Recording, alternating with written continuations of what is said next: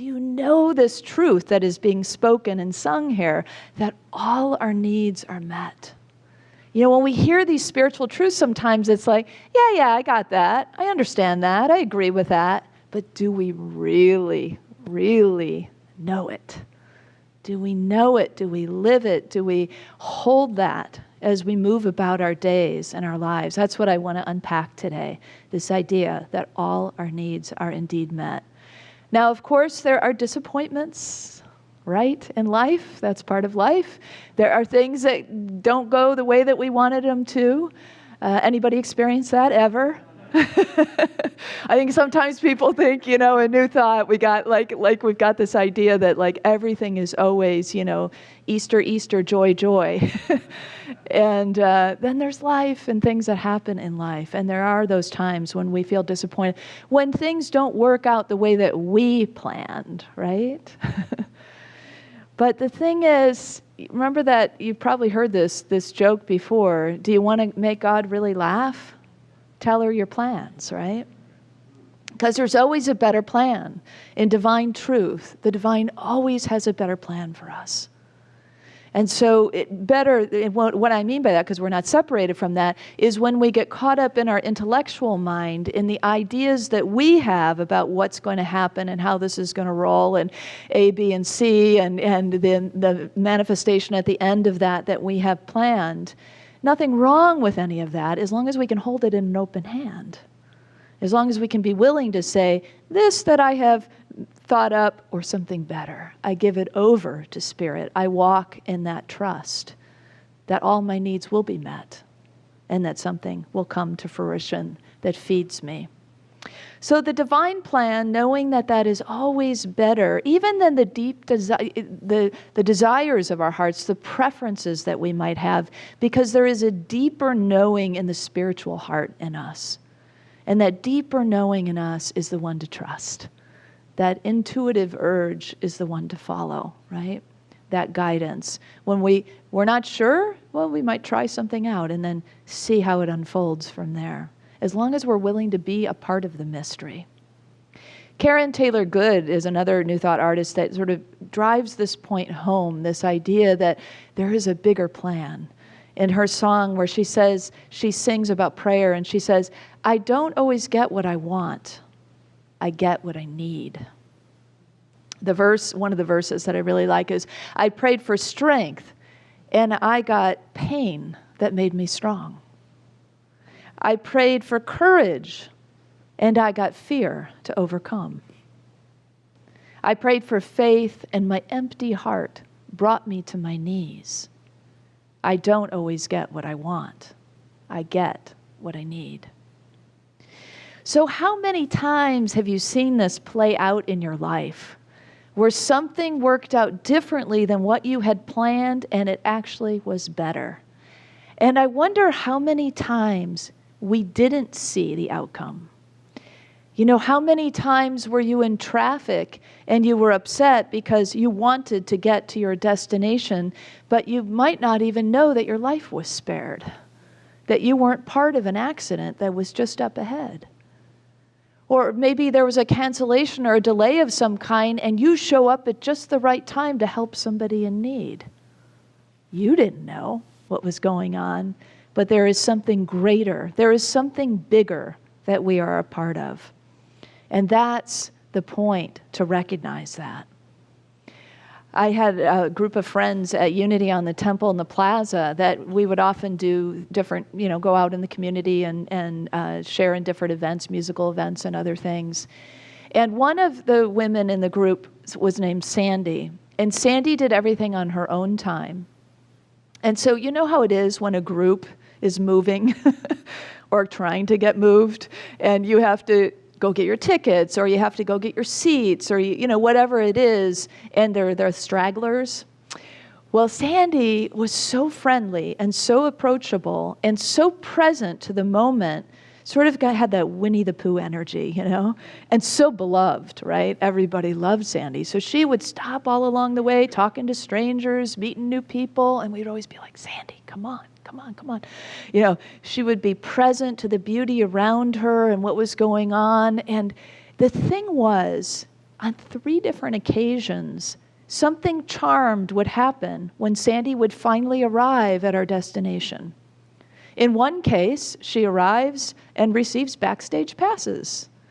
In another, she gets a raffle ticket, and it's the winning raffle ticket. And another time, we all end up with a table up front.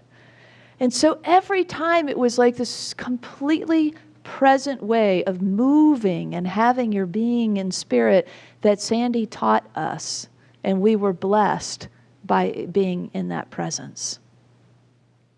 So I don't know if you have anyone like that in your life, or if you yourself are like that, but it is a great blessing to be able to truly live in the moment and be at peace, knowing that all your needs are going to be met. There's no anxiety here, there's no hurry, there's no rush. There is a moment here that I don't need to rush to get through in order to receive the gift and the blessing that is right here. So all our needs are met in divine time. So we often act, I know many of us do, I know I do, I'll speak for myself, we act before it's necessary, right? We act before actually the best outcome might have come forward for us. If we would just relent and let Spirit take charge, let Spirit lead the way, welcome, then we would, reap those rewards. I once had a psychic tell me that you have all kinds of spirit guides, but they're like lounging by the pool because you never ask for help. So it's like, wake those guys up, and ask. The scriptures tell us, ask and it is given. Ask and it is given. It's about trust, isn't it? In this pandemic, we've had a 15-month run and counting with trust. And with this dance of divine timing and with this ability to know our needs are indeed met and that we may not be getting what we want right now, but there is a bigger picture and somehow we are all getting what we need. It may not look like it in some circumstances. It may not feel like it in some circumstances, but there is a trust that there is something bigger that we are a part of. How can it get much bigger? When you have something localized, we understand that, a local experience that happens. But when it becomes a pandemic, a literal worldwide experience, doesn't it get our attention in many ways? But from that spiritual angle, that something bigger is happening, something bigger than me, something bigger than my community, something bigger than the nation, something bigger maybe than all of humanity, something bigger than the world, out into the cosmos. Something mysterious is happening. Some kind of awakening is going on. And when we pay attention to those deeper levels within us, when we enter into that garden that was just so beautifully sung about, we see, we feel, we begin to know, and we trust.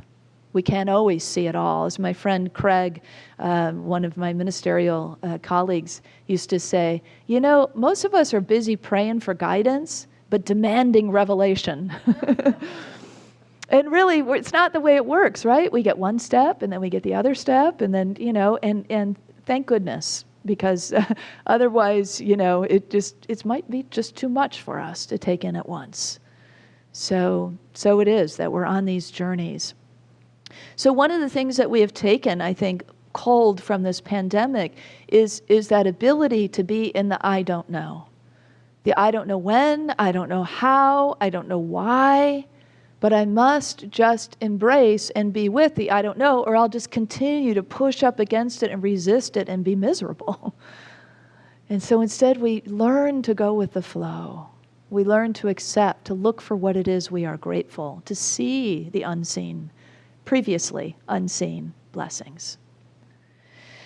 So when we know these truths, we are trusting the mystery of Spirit. We are trusting the divine timing of Spirit. And maybe this is one of the most important prosperity lessons we can take on right now, is that spiritual communities like ours are built on a bedrock of trust, right? It is about trusting Spirit. It is about trusting one another. It is about trusting leadership. It is about trust. and allowing ourselves to just meet our own fears and open to that trust that is available. We may not always get what we want individually, but if we trust, we will get what is best for the greater good, what is best for the community. It helps us move forward together.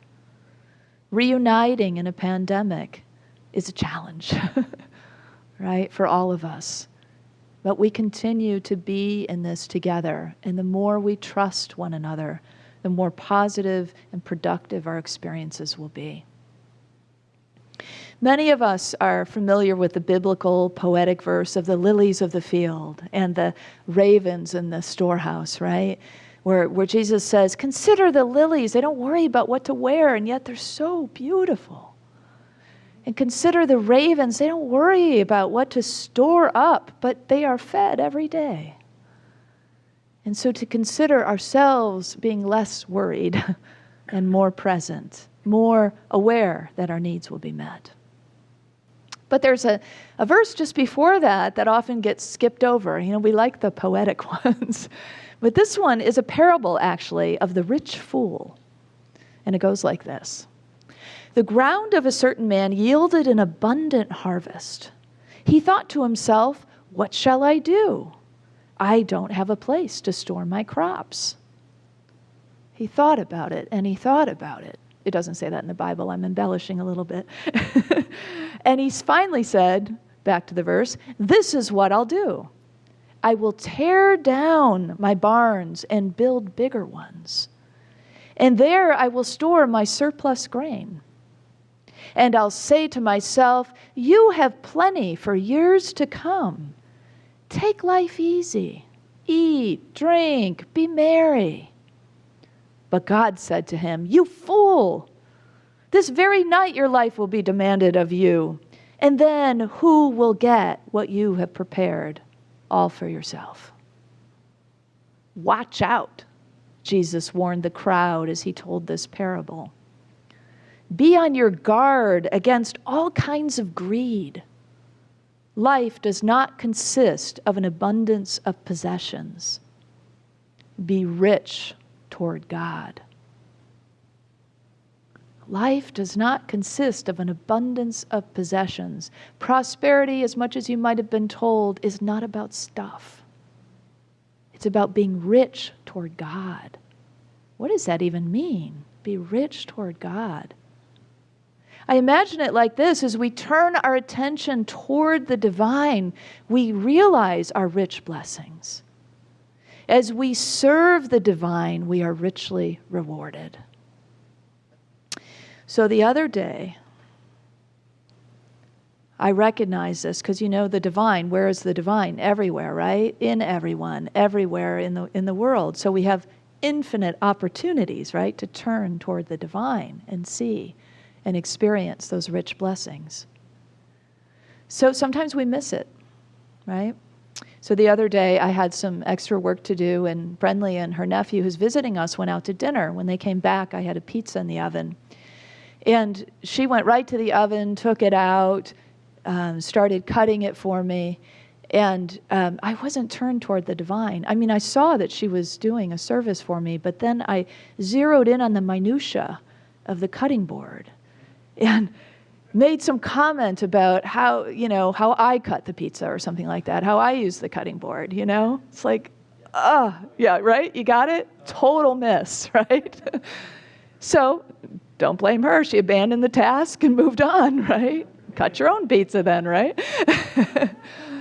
But in that moment, not actually in that moment, it was after that moment that I turned toward the divine. And I realized what had been missed. Even deeper than that, Brenly's love language, if you're familiar with the love language, is acts of service. So that was an act of love. That was love being offered to me, a universal need that was going to be met in that moment, an expression of love. And I totally missed the boat. But now I knew, because I was turning toward the divine now and remembering and feeling all of that. And so I had an opportunity, right, to serve the divine then, to be richly rewarded. And so I came to her and said, wow, I totally missed it. I'm sorry. I saw for a minute what you were doing, and I undercut it by going somewhere else. And I know that what you were doing was an act of love, and I missed my opportunity to receive your love. And for that, I'm deeply sorry. And so then we had a moment of connection, and we both felt the love. See, it's such small things like that. Everyday things that happen over and over and over in our lives, opportunities for us to turn toward the divine again and again and again and be richly blessed. So it's about keeping our channels clear, essentially, right?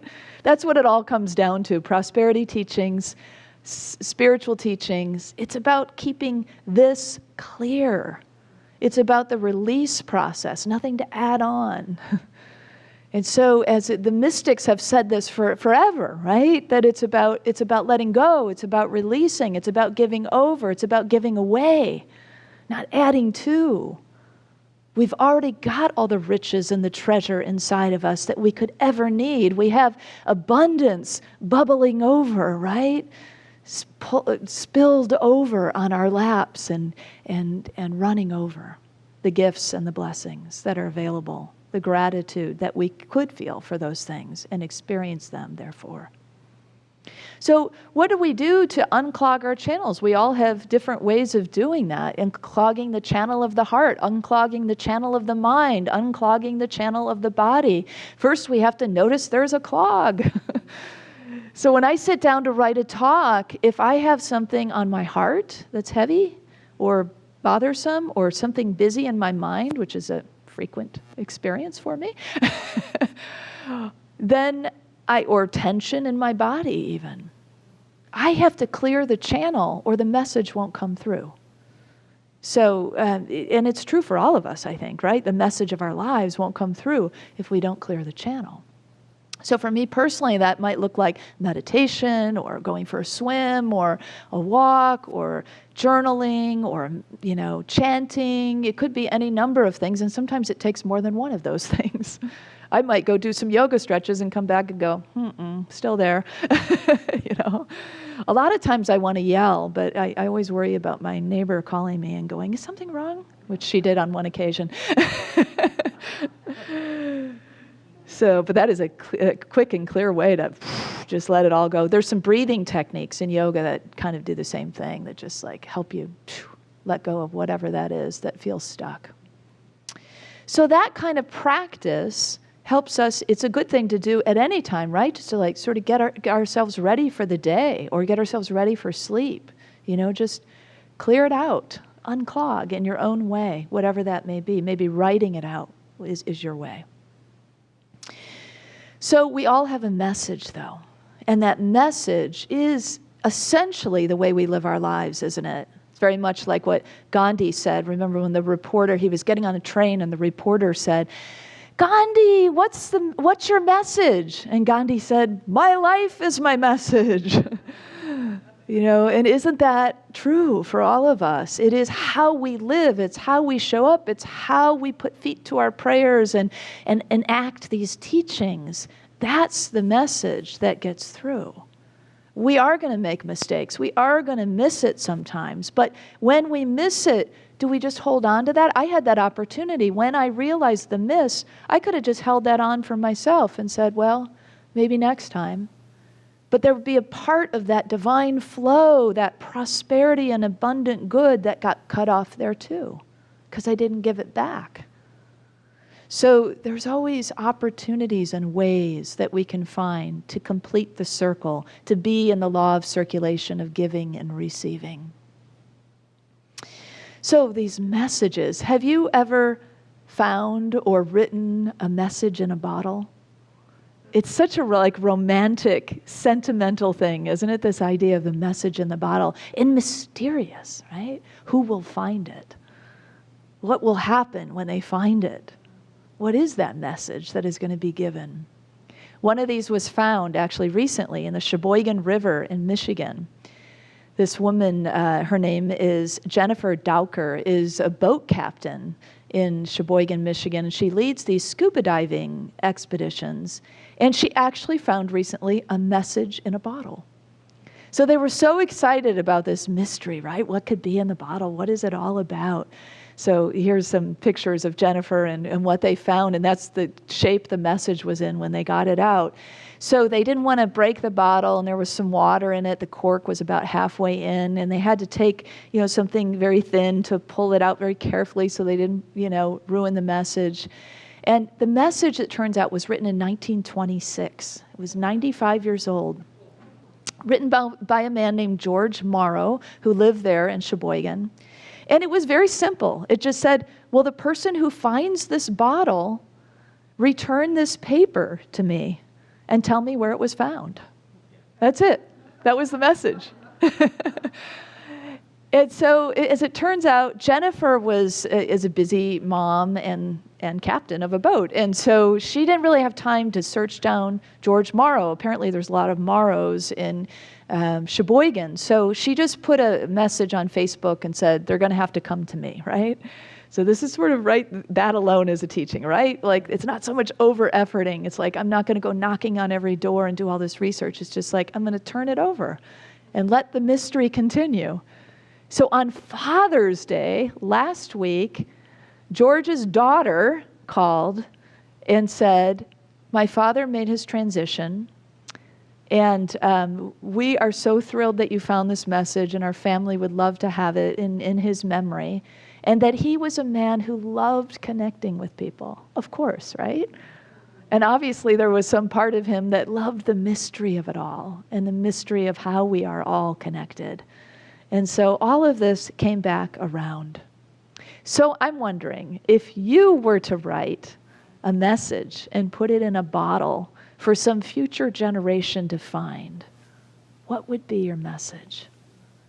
Maybe something inspirational or encouraging. Imagine a young person finding that in the bottom of a river or an ocean, your favorite body of water, wherever you choose to put it, and being so blessed knowing this very special thing was found just by them because it was for them.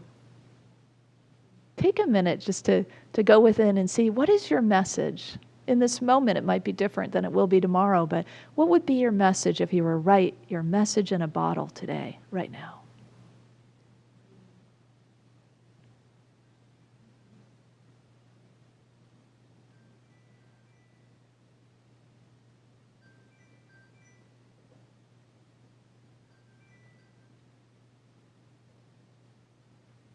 Don't overthink it. Just let it come from Spirit. And imagine yourself now writing that out. Maybe we'll stick with that idea and put on old parchment paper.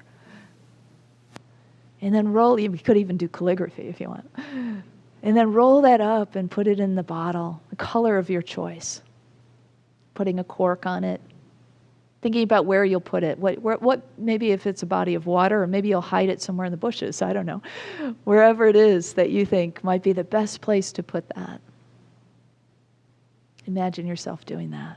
But more importantly, imagine the receiver. 20 years, 95 years from now, 40 years from now, it doesn't matter. We could go with 40 because that's whenever, as long as it takes. And that person finds your bottle, uncorks it. If there's water, shakes it out, carefully unrolls your scroll, and they get to read that message and feel it in their own hearts as a message direct from God. The message that came to me this morning was, you are loved beyond measure. Or maybe it's all our needs are met, or trust in Spirit. We will receive our abundant good when we remember that we are a part of something bigger, always. And when we unclog ourselves, our minds, our bodies, our hearts, open up the channel that we are to the source. And when we invest in the divine by turning toward the divine and also serving the divine in all the ways that may come into our purview. I can still hear and feel the resonance of Eddie Watkins Jr.'s chant. All our needs are met. All our needs are met. All our needs are met. Can you feel that? Can you see how that would become like a part of you as you walk, as you move about the world? And as we reunite in unity, let's know this truth. All our needs are met. Individually, collectively, let's trust this truth. Let's trust Spirit. So I invite us to close out with this affirmation together and to live into it all week long. Together, I trust in Spirit and know all our needs are met. So it is.